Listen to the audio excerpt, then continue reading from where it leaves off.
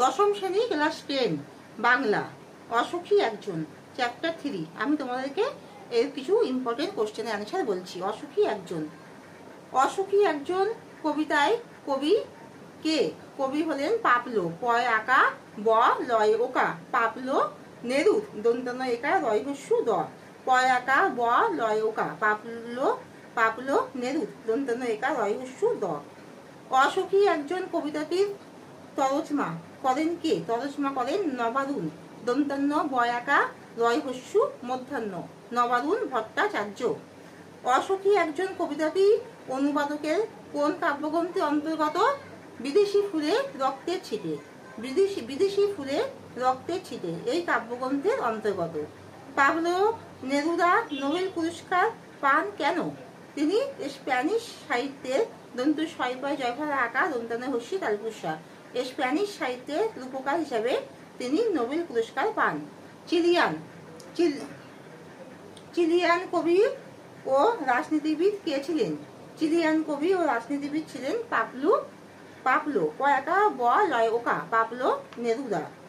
অপেক্ষায় দাঁড় করিয়ে রাখা হয়েছিল। কোথায় দাঁড় করিয়ে রাখা হয়েছিল? দরজায়।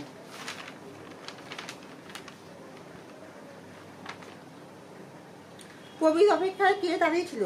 কবির অপেক্ষায় দাঁড়িয়েছিল, এখানে কবি বলতে চেয়েছেন কবি যেদিন তার নিজের বাসভূমি ছেড়ে চলে যান তখন তার প্রিয় নারীটি তার জন্য দরজায় অপেক্ষা করছিল।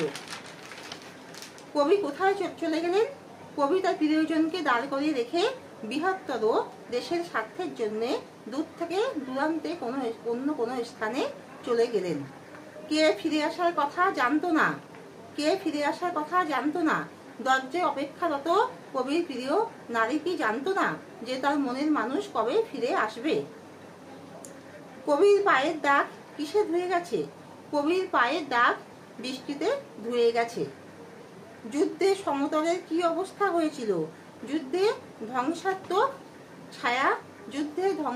ছায়া সমস্ত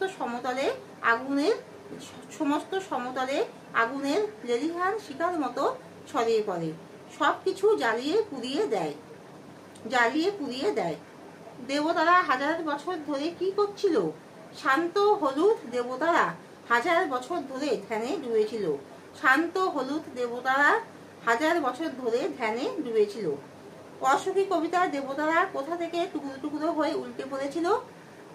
অসুখী কবিতার দেবতারা কোথা থেকে টুকরো টুকরো হয়ে উল্টে পড়েছিল? যুদ্ধের অভিঘাতে মানে যুদ্ধের আঘাতে হাজার বছর ধরে শান্ত হলুদ দেবতারা যারা ধ্যানে ডুবেছিল তারা মন্দির থেকে টুকরো টুকরো হয়ে সবাই উল্টে পড়েছিল। কবি ঝুলন্ত বিছানায় কোথায় অবস্থিত ছিল? কবি ঝুলন্ত বিছানা কোথায় অবস্থিত ছিল? কবি ঝুলন্ত বিছানা বারান্দায় অবস্থিত ছিল। কবির বাড়িটির পরিবেশ কেমন ছিল? কবিটির শীতটি বিজড়িত বাড়িতে গোলাপি গাছ আর কি আছে? ছড়ানো করতলের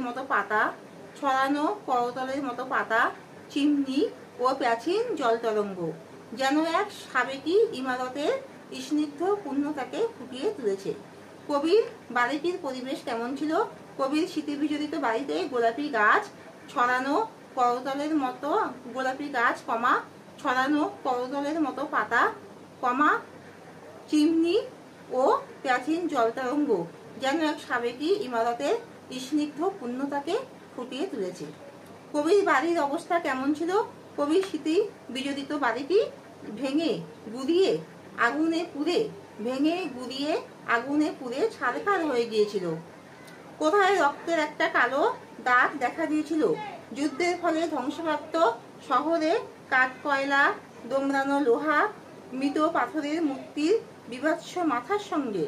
যুদ্ধের ফলে ধ্বংসপ্রাপ্ত শহরে কাঠ কয়লা দোমড়ানো লোহা মৃত পাথরের মূর্তির বিভৎস মাথার সঙ্গে রক্তের কালো দাগ দেখা গিয়েছিল।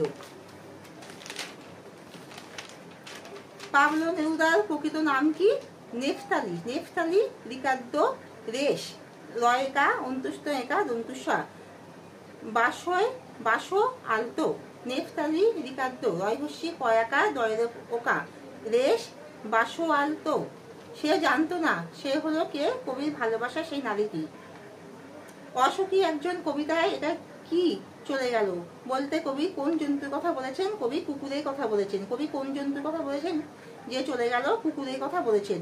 অসুখী একজন কবিতায় কবি পরিত্যক্ত রাস্তায় কি জন্মানোর কথা বলেছেন? কবি পরিত্যক্ত রাস্তায় ঘাস জন্মানোর কথা বলেছেন। অপেক্ষায় দাঁড় করে রাখা হয়েছিল কাকে? কবি প্রিয় নারীটিকে দরজা অপেক্ষা করে রাখা হয়েছিল এবং সে জানতো না যে তার ভালোবাসার মানুষটি যে বৃহত্তর স্বার্থে যাচ্ছে সে কবে ফিরে আসবে। তাহলে এখানে শেষ করছি। তোমরা মিমি কোচিং ক্লাস নাম দিয়ে সার্চ করো, আমার সব ভিডিওগুলো দেখো, সব মন দিয়ে পড়াশোনা করো সবাই, আর লাইক অ্যান্ড সাবস্ক্রাইব কিন্তু করো। এখানে শেষ করছি।